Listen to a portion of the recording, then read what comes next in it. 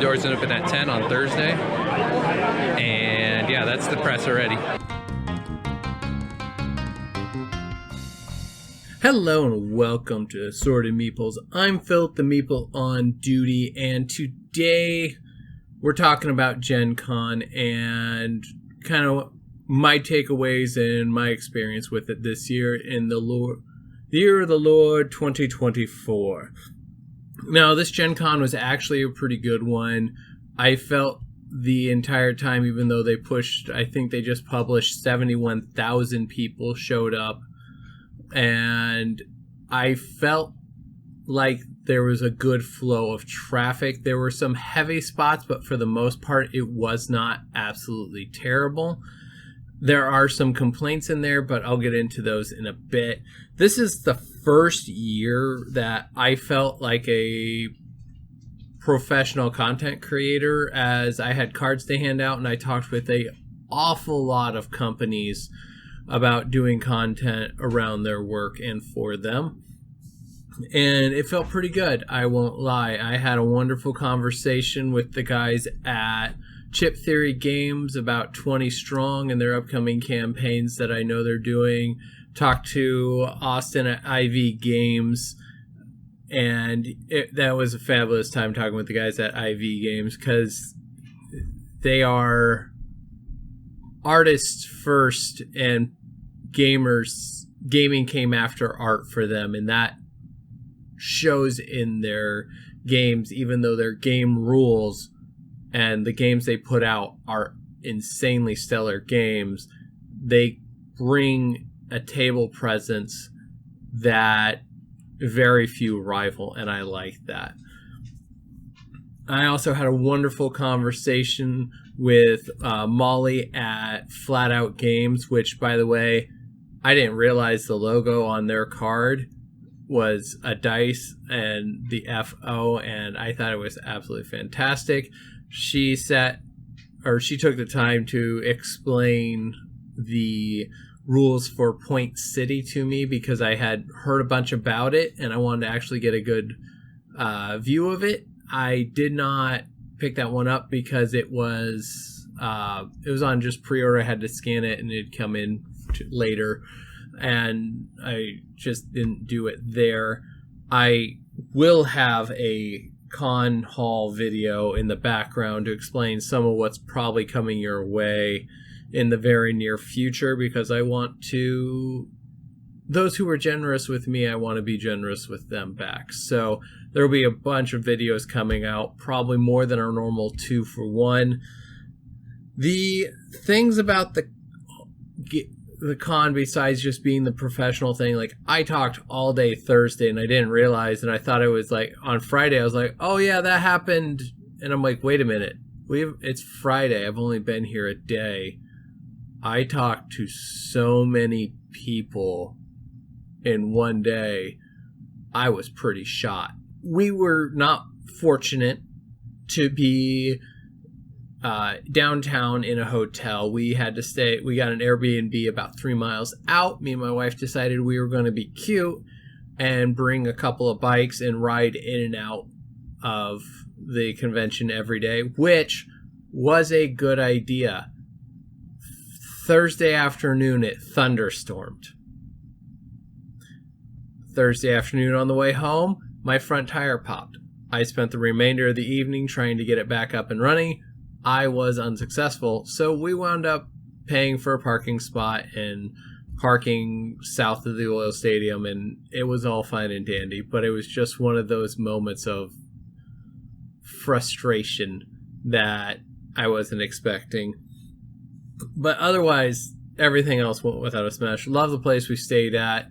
It was the right distance. Had we been riding every day, Heather could have easily stepped away from the con and rode back and forth, and I would have felt safe about that as well. Some of the things I will mention that I didn't really like, and these are just very small things. Thursday, the space congestion as people lined up for what some of the biggest things was absolutely ridiculous. They were not ready for some of the, like, there was one aisle over in the like 3,000 aisle that in the morning it was just stopped. You were just stopped. You were in a line whether you wanted to be in a line or not, and there was very little motion getting out of there. Over by Dice Throne, Roxley, but it wasn't those guys. I think it was Bezier Games and Dice, or I can't remember the name of that company, but they were creating kind of a cluster, as well as Spin Master Games. Now, Spin Master and CMON, I don't know what they were thinking or what their brain process was like, but they released the Witching Hour for Marvel United, the gold-colored or gold-plated Superman and Batman for DC United, the Bebop and Rocksteady, and I think another one for Zombicide White Death, as well as Godzilla with multiple comic backs with Cthulhu Death May Die. Now, they released all the same promos at San Diego Comic-Con, which is the weekend before, and then at Gencon. Well, all those promos are for board games, which CMON makes, but they shipped them in, all of them, into San Diego Comic-Con, and we're selling them. From everything I gather, you could buy 2 copies of The Witching Hour per day across Comic-Con, and then whatever stock that they had left over, they shipped to Gen Con. And the Witching Hour boxes, they had either like 30 or 60 of those per day. And all the other stuff was raffled off at the CMON booth. And I was frustrated by those thought processes, as well as the fact that even being very close to the front of the line, to the closest doors that opened to the Spin Master booth, when you got there, if you were not the front person in line when those doors opened and sped walk like a professional speed walker, you were not getting a copy of the Witching Hour box. I did happen to get the symbiote, but that's okay. So those were the 2 things that I really didn't like. Now, that kind of threw me off, and I kind of got discombobulated the first couple of days. I didn't really have a strong plan of what I was doing besides trying to get that box, and it was not happening. And like I said, I wandered Thursday talking to everybody. Another one that I really enjoyed talking with was William at Draco Studios, who took the time and chatted with me, and he is really, really pushing Latin American board game design and production, not just to a higher level in his country, but pushing it out so the whole world knows that, like, this is here and you guys should get involved. Now, Draco Studio puts out Dragon Bond, as well as the War for Chicken Island, Dodo's Riding Dinos, and Kiwi Chowdown, as well as their soon coming, I think, Pirate Party Pandas. No. Panda Party Panda Pirates. That's what it is. Really confusing, really fast on that one. That was actually one of the highlights for both myself and for Heather, was they had 20 pre-production copies sent out, and we got to sit down and play a finished, complete game. This is what they're going to look like, and it was absolutely fantastic. The mini games are what you expect for a mini game from Mario Party, things like that. They leaned into it really hard, and they created a fantastic game. The table I was playing at 6 players. The games moved along smoothly.